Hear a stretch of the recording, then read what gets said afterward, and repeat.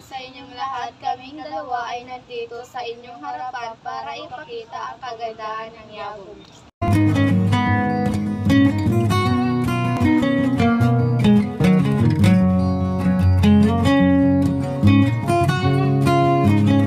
Nandito tayo ngayon sa pasyalan ng mga kabataan at mamamayan sa Yabong.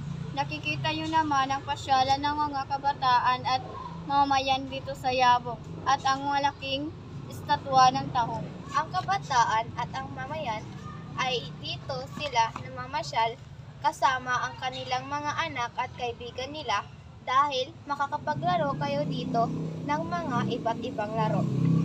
Tayo naman ay pupunta sa lugar na gusto ng mag-asawa at magkasintahan.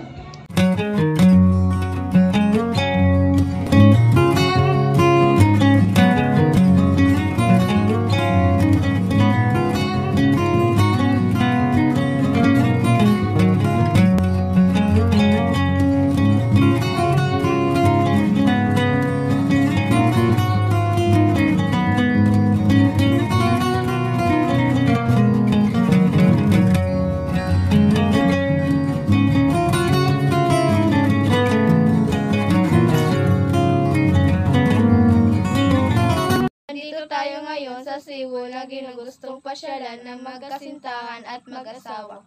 Dahil ang Seoul na ito ay isang lugar na kung saan may preskong hangin at may magandang tanawin. Sila ay tinatamasa ng kagandahan ng kalikasan at kagandahan ng dagat sa Cebu. Tayo ay makakapag-relax at makakabanding sa isa't isa. Ngayon ay pupunta tayo sa simbahan.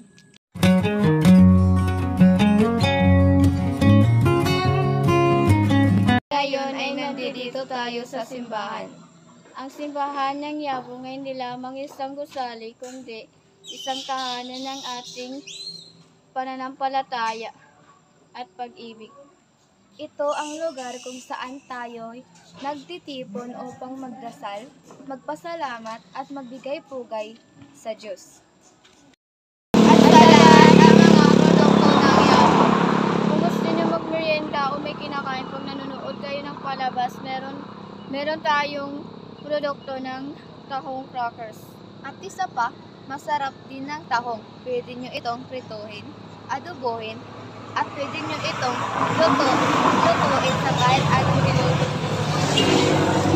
Tara na sa Yabong! Tayo ay mamasyal at mag-explore!